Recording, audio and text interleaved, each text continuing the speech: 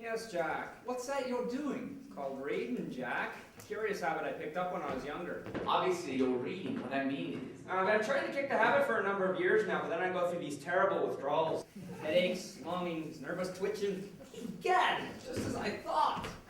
Tennyson, no less. I'm sorry, I hadn't figured you for one of the type. Usually you can tell them by their daily habits and whatnot. Really, Jack, give it back. You're an intellectual. You're a bookish fellow. Please, Jack, I don't want to hear any sniggering from you about it. No sniggering, surely not.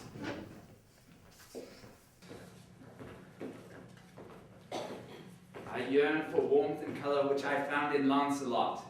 Now I see what thou art. Not Lancelot nor another. Is there none who will tell the king I love him though so late? Idols of the king! Oh, wonderful! Here I thought you were a childish boy not fit for decent company. But here, among soldiers who drop their H's and spit on the floor, here I find an intellectual for a roommate. This is grand. I've suddenly become interesting, have I? Infinitely interesting. Why, Jack, you're a snob, aren't you? Most incorrigibly so. Now, we all know there are different groups among us. It's a sad fact of the world around us. There are the rankers. They're good enough, won't lie to you, won't cheat you. They'll give you a pleasant face and clean themselves up, but they're naive. Oh, really, Jack? Then there are the cads and fools. Vicious lot really can't get their minds above anything but women, alcohol, and dirty jokes. And then what are we, Jack? Why, we're the varsity and public school men. So we're the educated, the readers, the intellectuals, the creme de la creme. Exactly. Well, at least you haven't any pretensions about your pretensions. You may hide behind the bashful humility, but in the end, you know you're one of my type of men. May I make a suggestion, however? If it's as entertaining as the rest of your talk. Try and lose the accent. Pardon me? Well, there's no shame in being Irish. I was born in Belfast myself, and will announce that to anyone I meet. My father still has the accent rather bad, but my brothers and I kicked it out of ourselves in school. Didn't want to be thought of as common potato farmers. Well, pretend you don't know how offensive you're being. At least you don't go around calling everyone lad. That's a start. You know, your problem isn't with word choice, but with inflection, which is a jolly good sign. Flattered. Believe me, Paddy, people didn't begin to take me seriously until I really learned how to talk. It may sound snobbish, but there it is, the reality of the world around us. And yet you think I'm worthwhile, despite the accent? You read the likes of Tennyson, that makes you worthwhile. I'll get that. Oh, I'm looking for Edward Moore. Edward? Oh, you mean Paddy? Apparently I'm not the only one who shrinks from as good a name. Come in. Mother. Maureen! What are you doing here? We've decided to stay here for a while. Here? You mean you're in Oxford? Yes, with how the war is going, well, we thought it best to see as much of you as possible before. Well, you never know what could happen while in training, before you're shipped out. Well, we're here temporarily, at least. Yes, well, won't that? Yes. And Maureen, how's the violin? We're trying to find new instructor while we're here. My last one was getting to be a frightful boss, I'm glad. I think Maureen was getting to the point where she was surpassing her teacher. It was time for a new instructor anyway. And is this your roommate? Oh, yes, this is my new friend, Jack, Clyde, or... No, what do I call you in a formal setting? Still call me Jack. I'll throttle any man who calls me by my given name. Pleasure to meet you, Jack. Pleasure. This is my mother, Janie Moore, and my little sister, Maureen. A pleasure. Nice to meet you, Maureen. Oh, well, I know it's getting late. You two must have been getting ready for bed soon. But come over tomorrow if you'd like. I asked your presiding officer and he said it was your day off. Oh, I love that. Good. Here, I've written down the address. We'll have a good hearty meal for you. And Jack, I expect to see you there as well. Well, I think that would be most agreeable, thank you. And invite any of your other fellow cadets that you'd like. Our home will be open to any of your friends at any time. Thanks, Mom. Here, give me a kiss.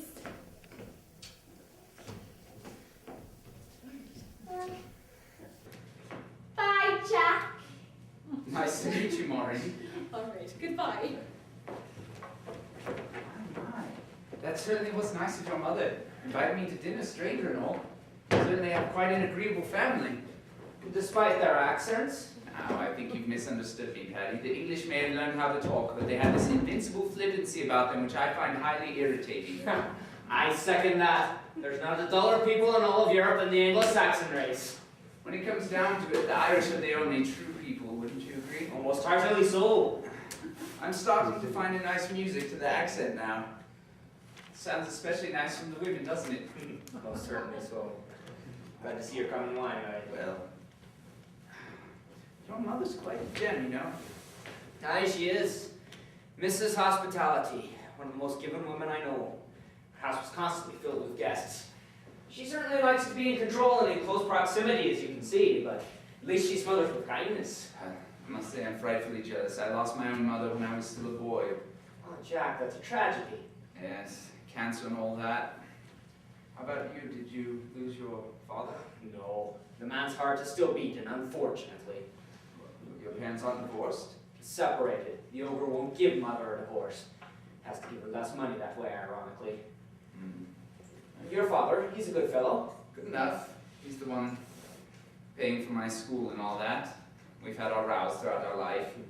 I'd like to think I take after my mother. She's from a cooler race. I'm sure that's the case. Yes, but he certainly wouldn't have treated my mother the way your father treats your poor mother. No, he absolutely adored her. He was crushed when she died. He hasn't been the same since. None of us have. Well, how about this, Jack? You can borrow my mother, sort of adopt her as your own. Adopt her? Now, this is not the sort of offer I'd make any chap off the street. My mother, she's important to me. I don't know her very well right now, but I've never seen her turn away anybody in need. I've never seen her not do good when it's good that's offered her. And so now you're offering her to me? My, Patty. Our intimacy has increased quite a bit these past few minutes. Well, you'll find I size people up quickly, Jack. Yes, rather quickly indeed. Haven't you ever had a mysterious bond with a person? Someone you immediately knew was important to you.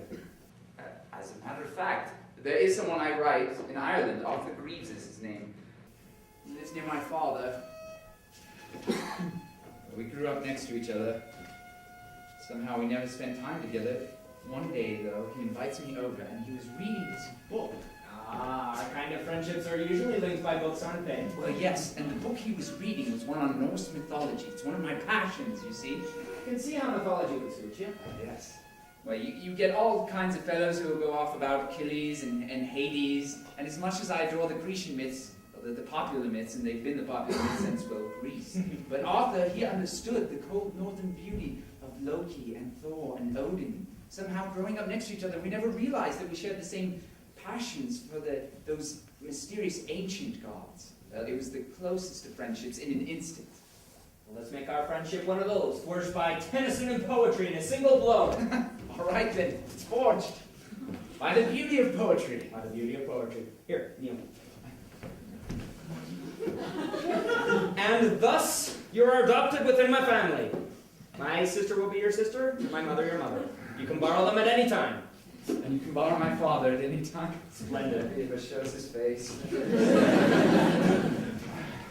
We'll make a pact. A pact? Yes, a promise, a most solemn vow. Oh, all right, Patty, what is it? Promise between friends to be trusting on. I'm very serious about this, Jack. All right, then, what is it? Oh, we both know the death count out there in the war. They're not trenches out there, they're graves.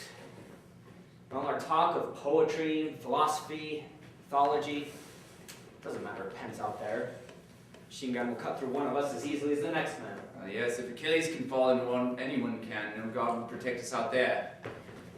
But if one of us makes it out alive and if the other, well, the other one dies, we'll promise here and now that whoever makes it out alive will take care of the other's family, that our parents won't be left without a son to replace the one they've lost. What do you say, Jack? All right, Patty. I promise with all my heart, a most solemn vow. Good. Good.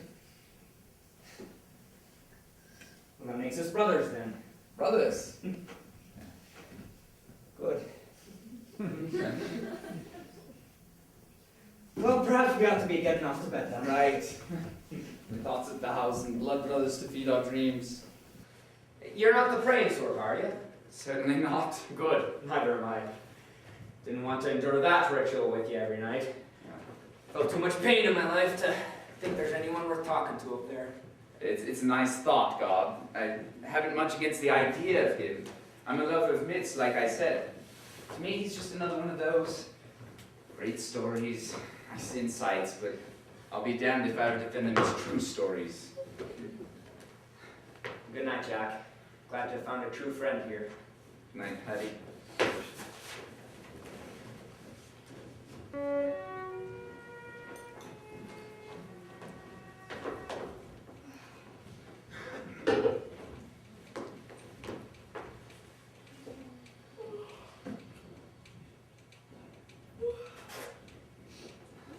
Mother, go in there and enjoy yourself. Let me take care of the formalities for a while.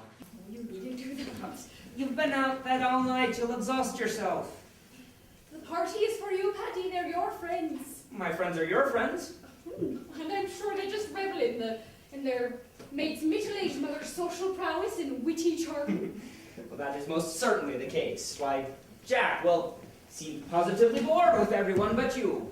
Nonsense. He's the life of the party. Of course that seemed the case to you, because you and he talked so much. He misses his mother, I'm sure. Ah, if only you knew. What do you mean? Jack lost his mother when he was 8. Cancer. Oh, dear. So he and I, well, we decided to substitute parents. I would lay claim to his father if, well, he could lay claim to my mother. So he's the newly adopted son. Especially in the case of, well... In case of what? Sanctuary! Sanctuary in the name of St. Peter! Save me, Patty, save! Sanctuary! Well, save her then! What, do we all suddenly become 10 years old? Sanctuary! Well, if you won't save my fair daughter, I will. Stop, fiend! I am no fiend, I am a misunderstood monster. Yes, Mother, he is tragically misunderstood. But save me anyway. Yes, to the rescue! I must say, Patty, your friend here has amused us to no end. He's as mad as bedlam. Precisely, it's wonderful fun. Oh, Jack, not the Shea Lounge! Tickets to the Shayla. Aye, to tickets with the lounge. Oh. Oh, the tragically misunderstood creature has climbed up the bell tower. He is out of my reach. If only some heroically gestured soldier could shoot down the beast and save my poor daughter. I think you all are being rather immature. Don't get wet blanket, Patty. I am not going to shoot down a classic literary character. Patty, as your mother, I order you to shoot down the tragically misunderstood creature. Oh, all right, then. Bang. Woe is me! The world has misunderstood me, all because of a hump on my back. And now, I am dead. My tragically misunderstood creature is dead. Not even my tears will heal him. I die a broken heart. Oh, my daughter and the tragically misunderstood creature are dead. I mysteriously die. Well then, that solves a good deal of my problems. The other guests were in home already. They told me to tell you thank you and good night. Yes, he scared the rest of them off when he started doing literary impressions. Oh yes, you should have seen his Man in the Iron Mask. I thought it was brilliant. Well, I was rather partial to his Anna Karenina. I'm sure it was lovely. It's been a lovely night, Mrs. Moore. Oh, I'm glad you enjoyed yourself, Owen. It's been years since I've had such a cultured group. And so young. I'll pretend that last comment was directed to me as well, Janie. Well, the old duck outpaced us all. Witticisms abounded. And Owen and I found out we have a good deal in common. I was telling him about my experiences with spiritualism and... Jack, Patty, it's fascinating stuff. About what? None of that bumps in my house or I'll turn you all out. Oh, no, I have to go anyway, dear sister. I have an appointment with a patient early in the morning. Well, I'll go with you, Doc. We can continue our discussion. A truly capital party, Mrs. Moore. And you take care of yourself, do you hear me, Janie? It's not healthy to dwell on Yes, I know if you keep your nose out about that mumbo Oh, it's jumbo. not mumbo jumbo. Take care, big brother. I love you. I love you too, Janie. Good night, Patty. Good night, Maureen. Good night, Uncle. Good night, Uncle. Don't forget the sweet you promised. I'm a man of my word, Sugar Plum. Now come, Owen, we're off, like phantoms into the night. Yes. Phantoms is right if he's talking about what I think he is. Don't give my brother's theories any credence, Jack. Don't worry, I don't know ghost stories for me. Here, Maureen. I was cleaning up in the other room, give Mom a rest. Jack looks pretty tuckered out too, climbing Notre Dame and all that. That was fun, Jack. It certainly was, Maureen. Well, you certainly liven up the place, Jack. Really, most people consider me a stuffy intellectual. Oh, it seems to me that you still retain the child in you. Funny that, as a child I always wanted to be grown up. Little do children know the troubles grown-ups have to face. Patty told me about your husband. And he told me about your mother. I was just a boy when that happened. And thus you got your wish. You had to grow up fast. You know, I live for moments like tonight. Laughter and lightheartedness and Joy. joy. I'm not sure how often it goes that far. You've been a wonderful hostess, Mrs. Moore. And that's why I do it, isn't it? Surround myself with enough people, enough distractions. It hurts less then, doesn't it, Jack? It's been a bit of a strain for me having to constantly be witty and on guard. I prefer a smaller setting like we've had at the end here. The 6 of us, now the 2 of us. Yes, if the people are agreeable, that is. Well, your family certainly is most agreeable. Joy. You mentioned the word joy. Is that something you feel often, Jack? Are you that at peace with yourself? Is anyone really at peace with themselves? Now, joy wouldn't be joy if it were my normal state of being. But I must admit that for me that word has a unique meaning, and it's not as euphoric as you might think. There's a sort of aching involved, a longing. A longing for what? For something more, and it's as if this world can't hold it for more than a minute. The first time I felt it, Go on, Jack, I'm listening. my brother Warnie and I spent a good deal of time together as children. We were each other's accomplices in this world. One day he brought in this miniature garden he had made in a biscuit tin. Little bits of leaves and pebbles and the like. I'm sure my sharp and cynical mind wouldn't think much of it now. But to my child's mind, it was as if he had taken Sherwood Forest and, with a bit of sorcery, shrunken it down and brought it with all its magic and wonder into my room. At that moment, I felt something which has been very hard to shake off over the years. It was a mixture of longing, of pangs of wind and light reaching into my sinews. It made me feel as if I were a stranger in this world, and I had suddenly caught a glimpse of something else. Of what? Of heaven? Well, it'd be nice if such a place existed, wouldn't it? If they weren't so attached to that pesky God individual. Well, like religion, your kind of joy doesn't go far in making us satisfied with what we have here, does it? No. And I think that's the point. If I didn't know any better, I'd say you were in danger of becoming a Christian. Christian? No. Heavens, no. If I'm going to believe in some sort of make-believe, made-up nonsense, I'd rather believe in something a sight more agreeable than Christianity. Perhaps soon I could start a movement back into polytheism. Could catch on. Oh, it sounds like a beautiful moment. Your garden in a tin, I mean. I'm sure moments like that don't come often in anybody's life. In fact, I don't think I've ever felt anything quite like that. Well, I'm sure you'll get your chance. You have many years left ahead of you. And is that a good or a bad thing? If there's anything I can do, consider me at your disposal. Consider me, well... A second son? Yes. Our home is your home, Jack. Well, Jack, Maureen's just finished rattling my ear off about you. Seems like you've succeeded in supplanting me as the favorite brother. Well, that's because you're boring, Patty. That's what I said. Traitors, the lot of you. Oh, Jack may be the newest family member, but I didn't give birth to him. You and I have a much deeper bond. Oh, and what is that? Labor pains? I gave you life, yes, through grief and pain and a great deal of yelling and swearing. But you were worth every moment of that, Paddy, you and Maureen both. I'm sure if Jack's blessed mother were here today, she'd say the same thing about him. Oh, Mother, I was only giving Jack a little cheek. I wasn't being serious. I was. Yes, so serious. Jack, promise me that you will never be serious like them. Me? Serious? No, never like them. I'm glad to hear it. Yes, I think Jack's brand of serious is of a very different sort of species. It looks like it's time for you to be off to bed, Maureen. Oh, not likely.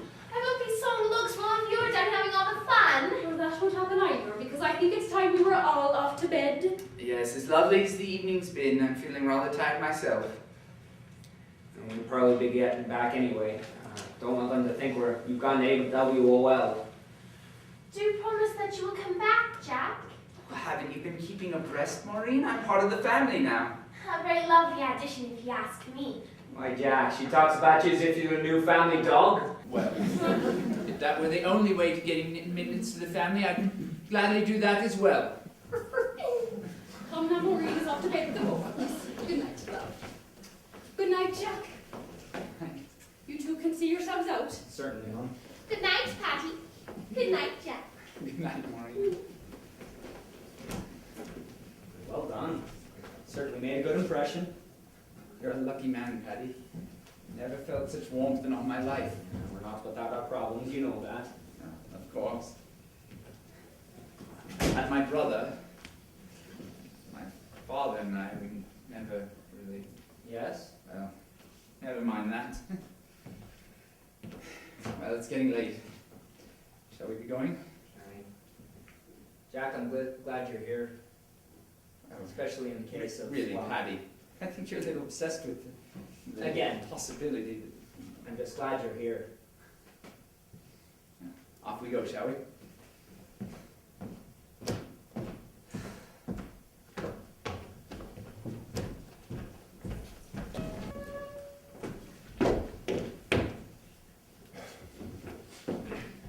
Well, you're home early.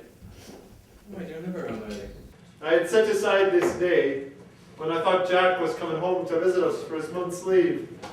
I had forgotten until I got there. I was going to take you both to the zoo. You seem rather starved for a man who has a day off. That drink is going to kill you someday. And since when were you a teetotaler?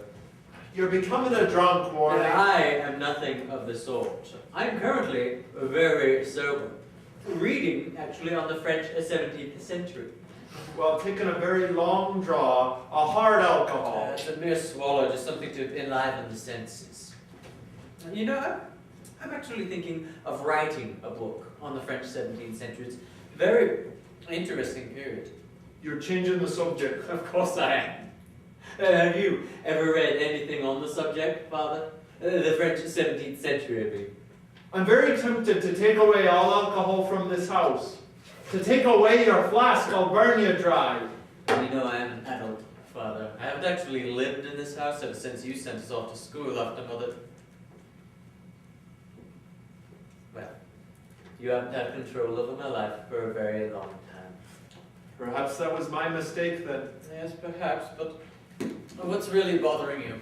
All agitated because Jack isn't here? Jack has nothing to do with this Jack conversation. has everything to do with this conversation.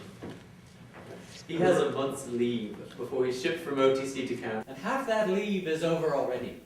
He's decided that the Moors are more interesting than us, and has opted to stay with them instead of us, and you resent that fact. This is a rather complicated way of changing the subject. And instead of trying to build a relationship with your other son, you have been brooding over that fact. The entire time that I've been here, all the while trying to pretend that you're not brooding, that's just made you duller company. Warnie! And on this day, which you had planned a great deal in advance for, and had hoped for the idyllic family setting, why it has just fallen flat on its face, and you just lash out at me under the pretense you fear I didn't lash out at you! No, you're right, I lashed out at you.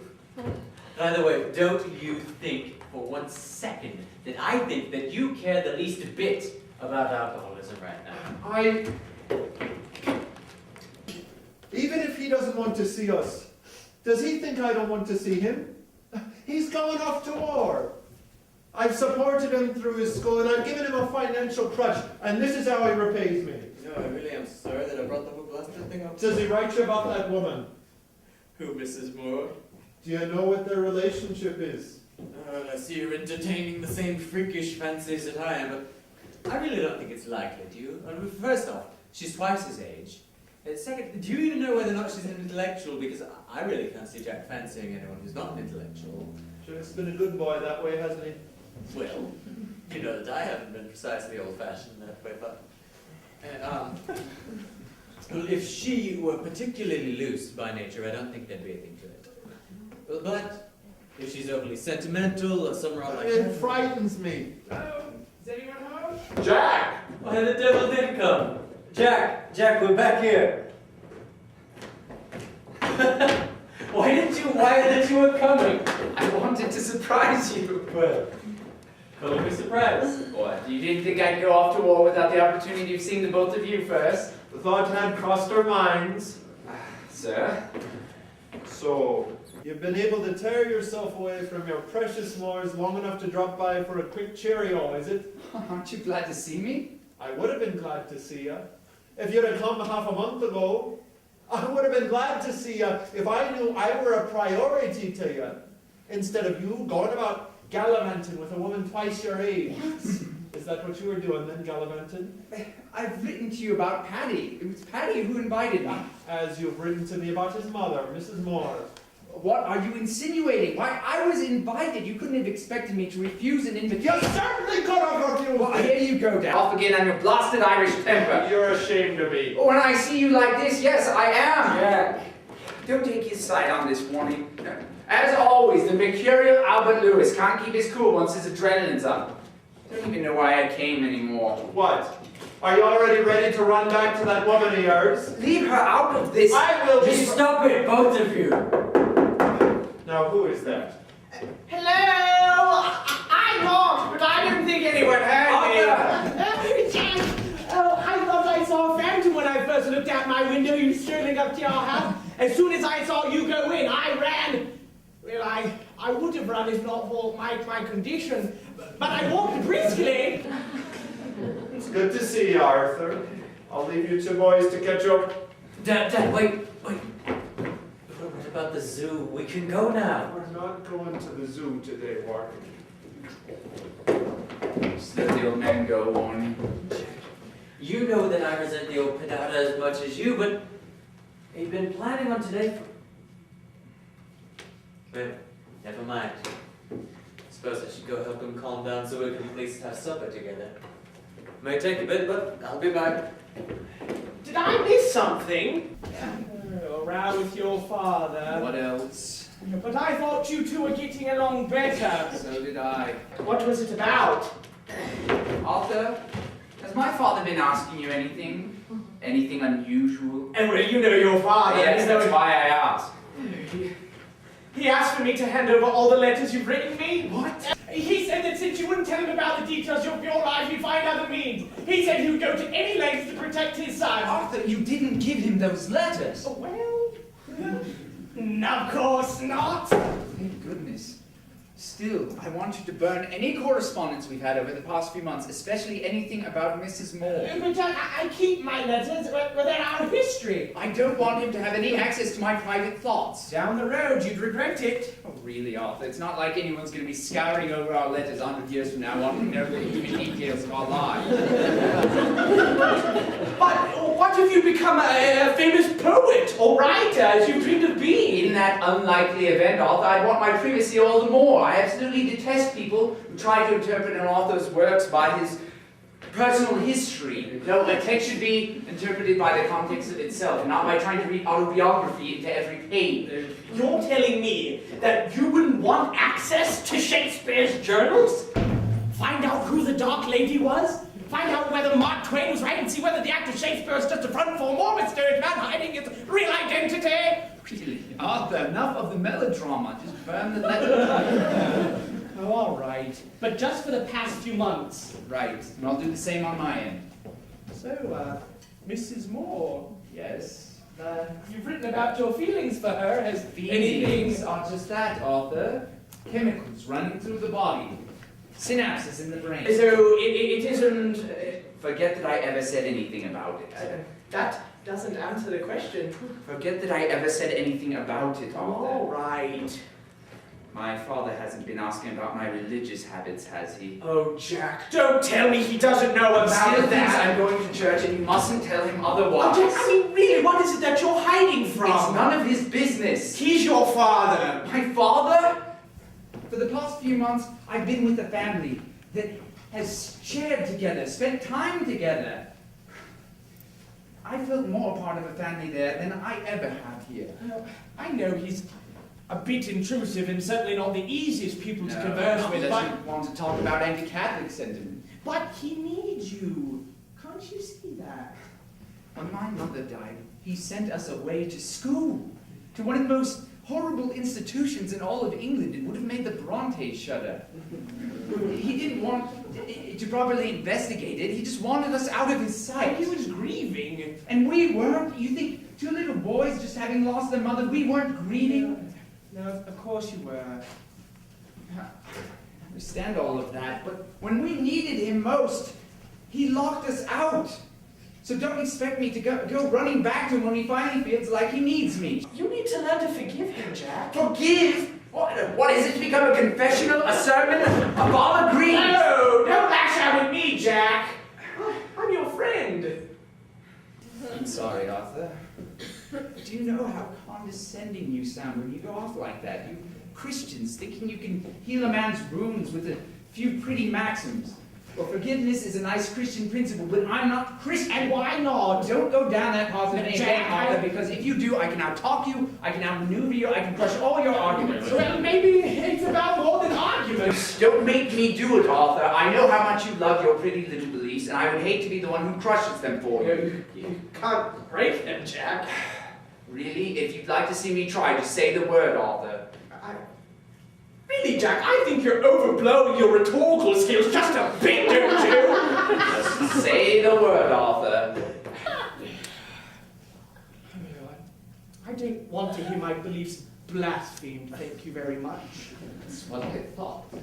Now, you know I love you as one of my closest friends, but when I see you over there in your parents' house, locked up like an imaginary And enemy, my ailment is very real. your ailment has nothing to do with this trumped-up sickness your parents have you believing in. No, you could be as healthy as I am, but that's not the point. The sickness is not in your body, but in your mind. Your beliefs are as secure but as fragile as an egg. My beliefs are strong. How do you know if you never test them? I have nothing to prove to you, Jack. You know, what you Christians really need is an advocate. Real party strength of an advocate. Someone who can stand up to bullies like me. You think we're all simple. We're not all simple. I have yet to meet the man who proves that, Arthur. But that doesn't mean that you won't. All right, I'll take up your challenge. If your God can show me someone I can respect for his intellect and reasoning, then maybe there's something to your old fairy tale after all. God, if you're there, send me someone other than pampered lightweights to try their hand at me. You think you can be that man, Arthur? Oh, really, Jack? I think we've both had enough of this. You're being rather offensive, and I don't want to strain our friendship. And thus another heathen goes unconvinced. So be it, I suppose. But really, I've had enough. Right. You have a frail intellectual constitution, must take care. Really, Jack, don't make fun. My real condition is really quite distressing.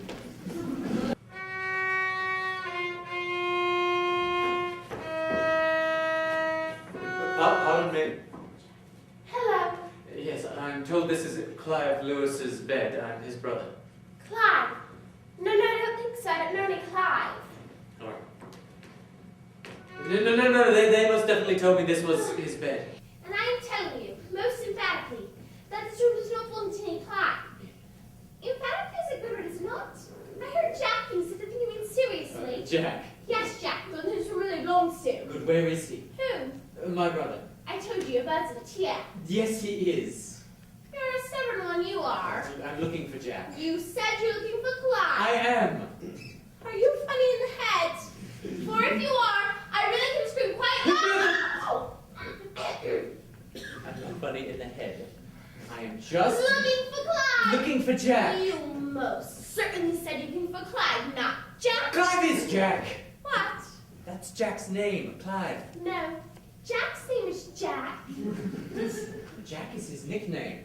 But Jack isn't a nickname for Clive. No, Jack is his nickname. That's nonsense. Jack is a nickname for John. Well, in this case, Jack is a nickname for Clive. I still think you're funny in the head. Sit. Would you want to be called Clive? Of course not. I'm a Girls aren't called Clive. If you were a boy, would you want to be called Clive? Upon the ridiculous presumption that I were a boy, which I am most emphatically not, I would only want to be called Jack if my name were John. I don't think we're getting anywhere. Well, if I were called Clive, I would not want to be called Jack, because then people would think that my name was John, and John's a boy's name, and I'm a girl, my name's Maureen. Maureen Moore. Jack has mentioned you and your mother in his letters. But you don't know Jack. I do know Jack. He is my brother. You said that Clive is your brother. But once again, Clive is Jack. Is Clive's middle name Jack? No, Staples. Staples? Well, that's not a very good name either. That's why he goes by Jack! All right. When he was a little boy, he hated the name Clive and he hated the name Staples. So one day he announced to everyone he was going to be called Jaxie. So we called him Jack ever since. There's no rhyme or reason to it. That's just what he wants to be called. Okay. Yes. Pardon me again. What is it now? Where is he? Home! Jack, of course. Gone. Gone where? Just gone. You don't mean that he is What? I don't mean that he's what? dead. Dead! He is dead! Jack's dead! That's what I'm asking you! Blessings, no. Don't be frightened. You can scare people out for wits. Jack's good friends me now. Young lady, I am Jack's brother, Oh. and I really need to know where he is. My brother took him out in the wheelchair to give him some fresh air. Wheelchair? Morning, what a surprise! Jack! You haven't lost the use of your legs, have you? No, nothing so dramatic. No, the doctors say that I'm fine to walk whenever they'll let me, that is. How did you get here? I bicycled 50 miles today, Jack. 50 miles! Oh, you needn't have done that. I merely have some minor wounds. Some shrapnel burst near me, and I caught some in my wrist and my leg. My sergeant wasn't so lucky, however. I watched him die before I was able to crawl to a stretcher. And they took me here to Eatables. You are all right, though. Well, I feel jolly good, actually, aside from a slight pain in my wrist. Well, I have to ride a bicycle 50 miles in a day. You're already feeling jolly good. That's short of it, I'm afraid. Blast it all, I don't feel jolly good. I'm exhausted. Just a moment ago, I was so desperate to see you and share with you your last dying breath. Now I'm all sorts of annoyed with you. It really was quite an inconvenience. Well, if it makes you feel any better, I really am quite touched that you came, Warnie. Well, at least you seem to have gotten yourself out of the war. Yes, thank glory. It's horrible. There are so many dear friends out there. Yes, of the 5 boys who used to visit Maureen and I, Jack and Paddy are the only ones left. It's been quite a blow for all of us to lose such dear friends. Janie, I've been rude. Warnie, this is my good friend, Mrs. Moore. Yes, I figured. And I see that you've met my daughter Maureen. Oh, yes, we met. Can we start? And here, help me to my bed. Easy now. Maureen, perhaps it's best we let Jack and Maureen alone. Oh, but I probably had a moment with Jack. You've heard them all to yourself. Jack and I needed to talk, and now Jack and Maureen need to talk. Well, what if Jack needs to talk to me? Well, I'm sure we'll get our chance, Maureen. But right now, Warnie has cycled 50 miles just to see his invalid brother, and I think he deserves a chance from her. Oh, well, all right. But only if I can give you a kiss on the cheek. Well, I think I received the lion's share from that deal. It's a treat. It's a deal. I hope you feel better soon, Jack. Well, I'll be out of here in no time. We'll go on a walk. See you in a moment, Jack. Push me, Mom.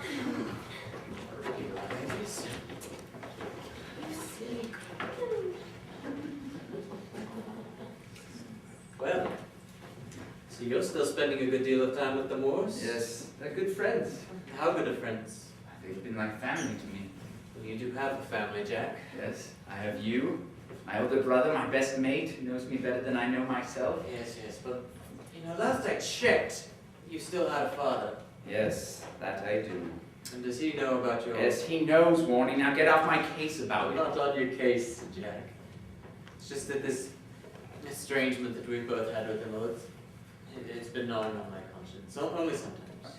As it does for me. You think I had no feelings for the old man? No, I've written him plenty of letters this past while, wanting him to come and see me. I've practically begged. It takes a good deal to make me beg, Warnie. I've mustered all the lyrical emotion I could. Just wanting him to come, wanting to see him and patch things up. And he hasn't said he'll be coming? He's not coming. He didn't come when I was shipped out. He hasn't come since the injury. Janie and Maureen came. You came, cycled 50 miles just to see me. But he can't tear himself away from his dusty law papers or his day-to-day routine to see a son who's been injured in a terrible war, a war I could have just as well have died in. So don't lecture me about the duties of sons until he learns the duties of fathers. Well, I'm sorry. But that is quite a blow, though, that he hasn't come, isn't it? Quite. I've been so depressed. War's a horrible thing. And I have these nightmares. You've been having them too, eh? Same one, really, over and over. I dare not speak about it lest I jinx it and it haunts me again. Believe me, I understand. But I do find that when those nightmares strike, a good dose of whiskey quiets them right down. Don't tell me you're on the bottle again, Warnie. If I'm not to lecture you on your parental relationships, you are not to lecture me on my drinking habits. Agreed? All right. Good. You know, they say you find God in the trenches. It's not true.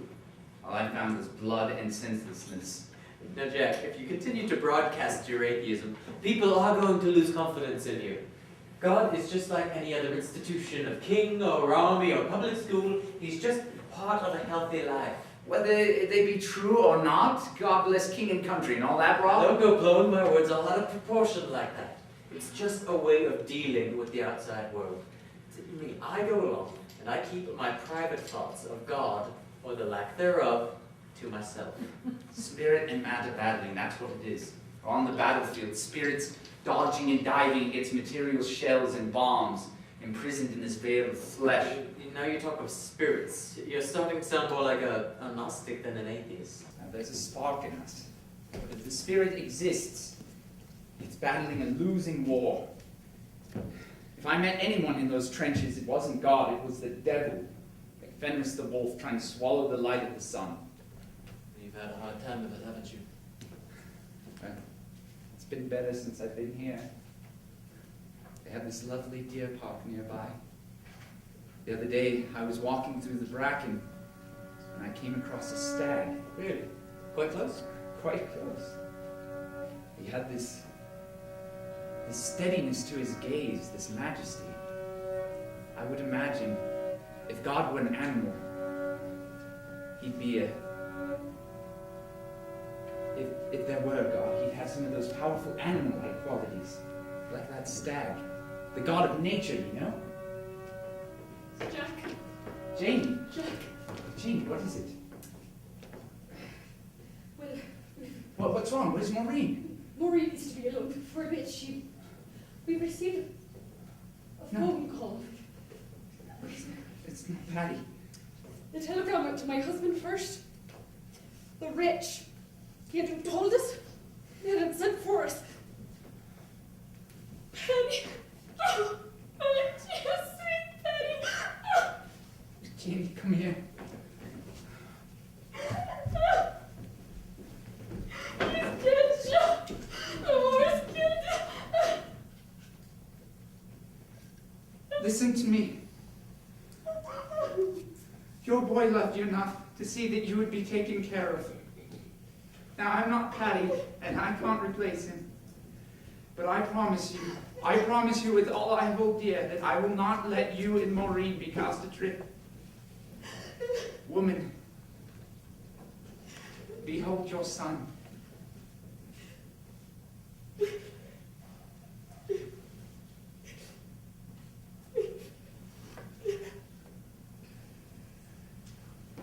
What, Mr. Lewis, Lewis, you must admit that the book smacks of heresy. It's written on nearly every page. Why have you come over here, Arthur? It was like pulling teeth to get information about Jack from you before. I'm concerned. He's my friend. And I've been worried about his salvation for a good many years now. This poetry is this book.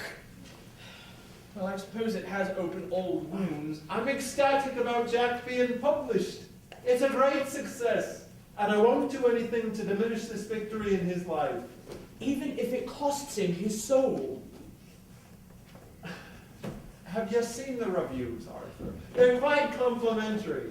I made clippings from the London Times and the Scotsman. They've got good eyes.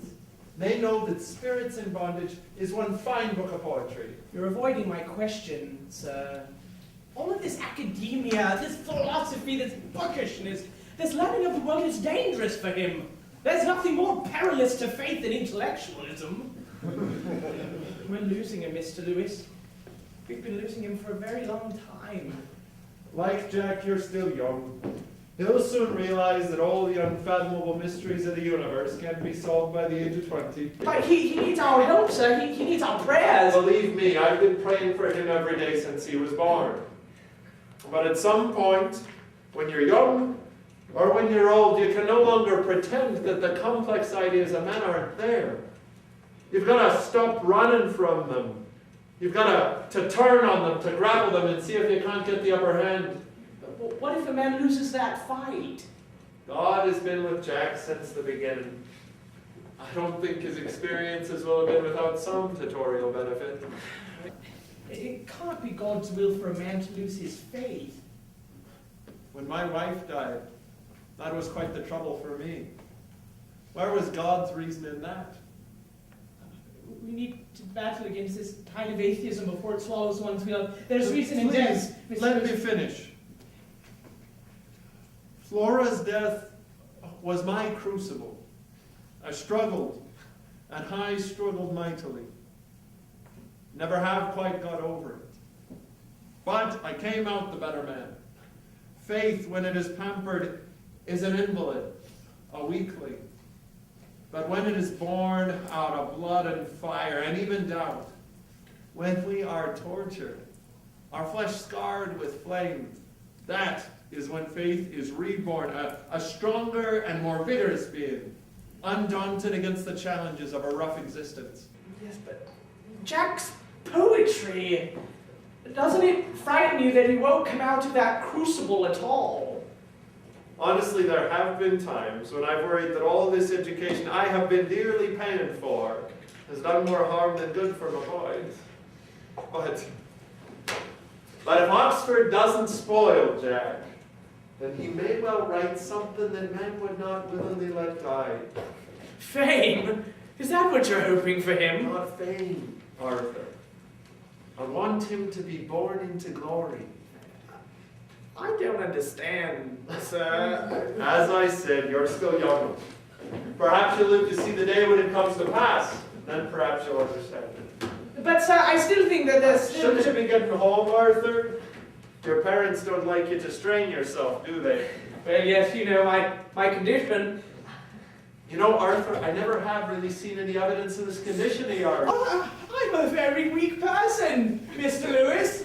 I can't strain myself, you see. I have to be careful. I've been careful most of my life. I can't see what good it's done me. Perhaps if you got out more... I mustn't put myself in jeopardy, Mr. Lewis. All right. Well, then I'll pray for your health. Perhaps someday you'll be blessed with Jack's strong heart. Well, I must make do with the one God gave me. Must you? Goodbye, sir.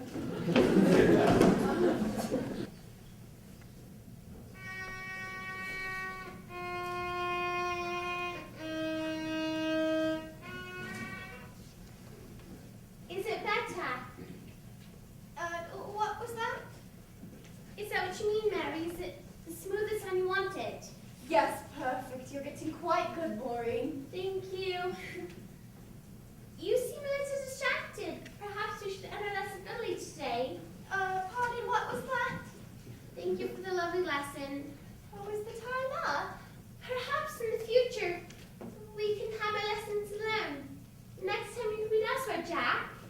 What was that, Maureen? Well, maybe next time you could read elsewhere? I'm sorry, I still don't understand. What is that you're What? reading? This is Yeats. Do you like his poetry or his closet dramas better? Really, Miss Whiblin, I didn't know that you read Yeats. Oh yes, definitely. And please, I like it better when you call me Smudge. You like the little nickname we've christened you with, do you? Oh yes, I like your pet names. Nicknames. I meant your nickname. Smudge it is then. Brilliant, Jack. You can call me whatever you darn well please. Really, I knew you were a talented musician, but I didn't know you had a literary turn to you. Well, yes, I think there is quite a bit you don't know about me, Jack. I'm sure that's the case. Perhaps one day we can... Yes! Yes to what? Sure. Anything you were about to say. Jack, I don't know why, and sometimes when I'm talking to you... Really, no need. We've had wonderful conversations in the past, really. You're one of the finest men I have ever met, Jack. Mary, I was thinking about the Rockman piece that you were telling me about tonight, that you're absolutely... I adore you, Jack. Mary, how do you feel about me? Mary! Well, I value our friendship very much, Smudge, but I think perhaps this is too much. Sorry, Jack. All of that just sort of came out. You know that I am... Well, you know that I'm not. Grown, educated man like yourself could believe in such bunk. Well, there's the old rationalist talking. Oh, I don't pretend to such intellectual titles as rationalist. Common sense is common for a reason because it grows out of the obvious. And I think the sort of gibberish you start off at times utterly betrays your normally stable nature. So good of you to come, Barfield. Oh, hello, Jack. Yes, I thought I'd come out of the storm only to find myself in a Janie, big not everything that is true or real can be measured by a ruler or scooted under a microscope.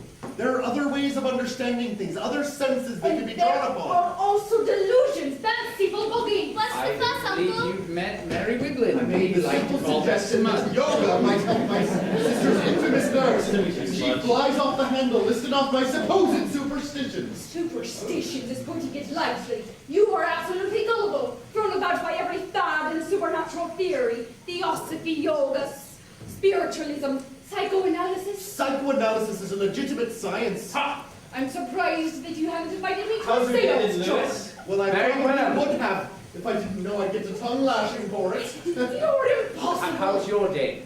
Besides the weather, I can't complain. Reveal your narrow-mindedness.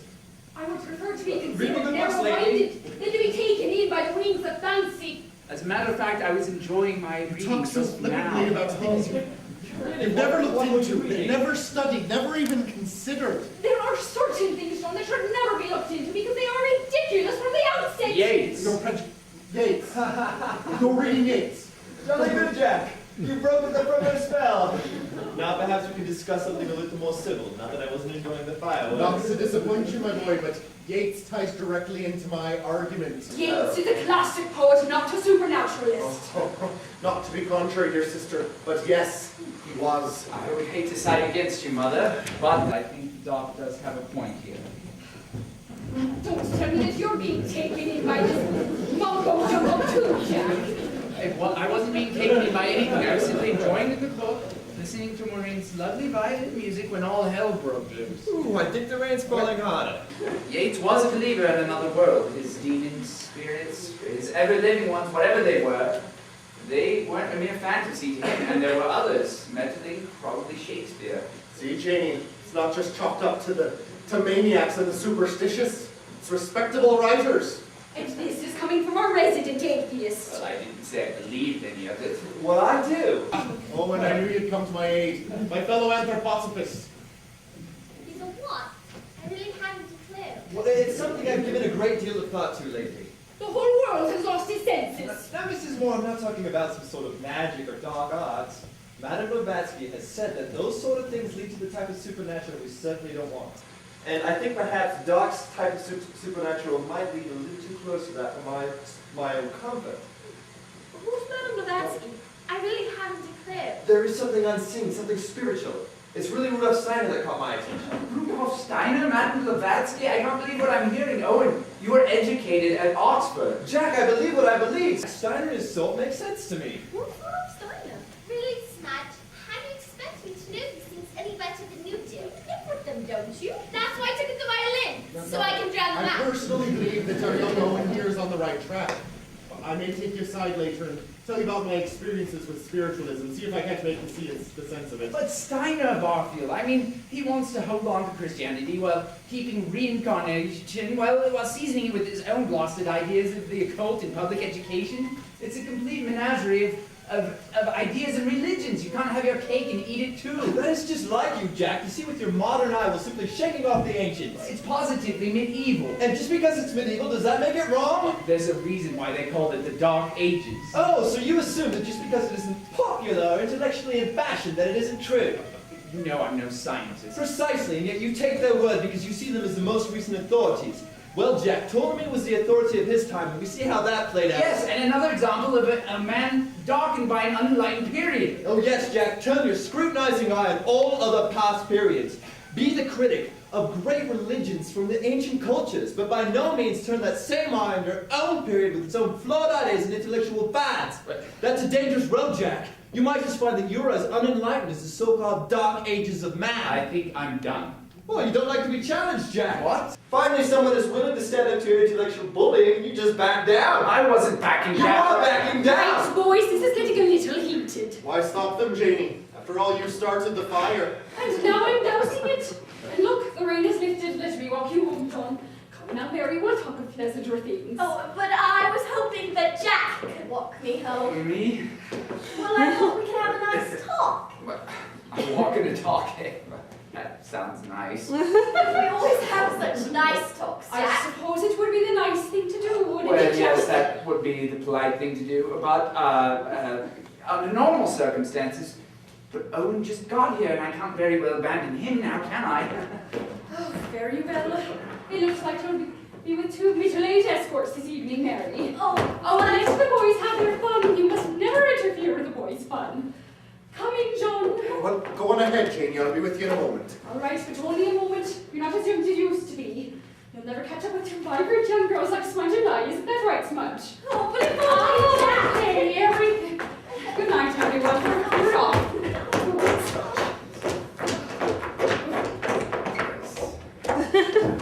Oh, and Jack, just one more word with you about... Perhaps Dr. Mrs. Moore is right. Let's not prolong the conflict No. anymore. Listen for a moment.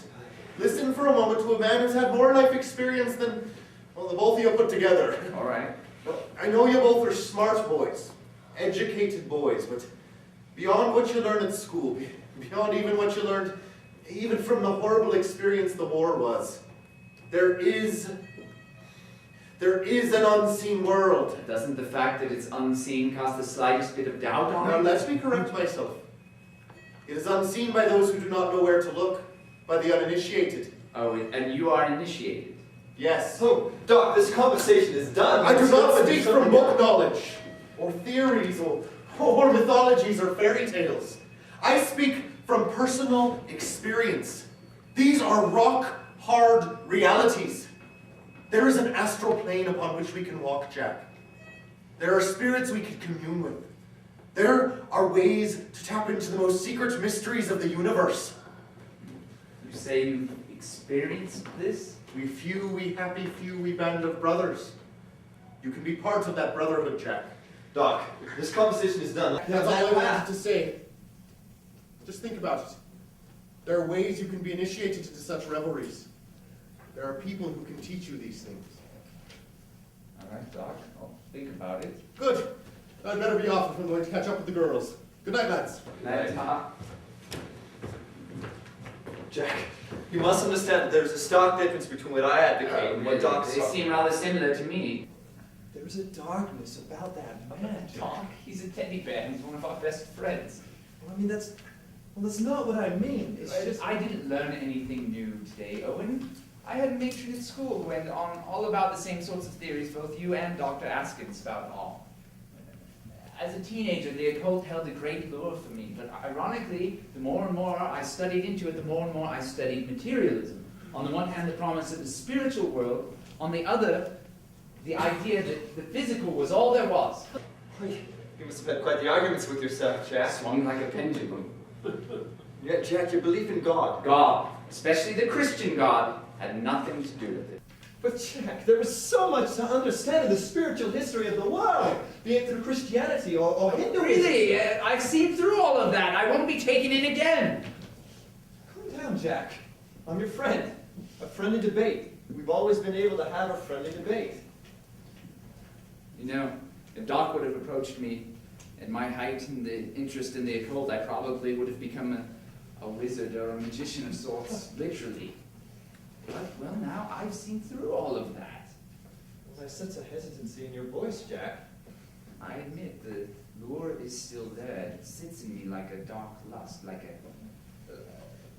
Just be careful who you pick for your guides, Jack. Even you, Owen? Well, you know that I'm perfectly trustworthy. You stood up to me, Owen. Of course. I'm not going to let you win the argument, but we know I'm the better debater. Hogwash. But still, if only more people of your religious bent had that kind of nerve, perhaps I could develop more respect for religion in general. Well, Jack, perhaps you shouldn't worry about what the people say and take the argument to the great man himself. I might, if I ever expected a reply. Would you, Jack? Expect a reply? No. Would you talk to him? If God came down behind you tonight and whispered in your ear, what would you say back to him? You're being ridiculous. No, I'm being serious. I'd ask him what he did to my mother. And what answer would satisfy you, Jack? No answer because he doesn't exist. But what if he did? Then he's a coward, Owen, for taking a mother away from two little boys and giving Janie a lousy husband and letting Paddy get killed in the war and making his followers into such weaklings. He's a coward, Owen. But what answer would satisfy you, Lewis? I'm taking you home. What answer would satisfy you? I'm walking you home. All right, let's go.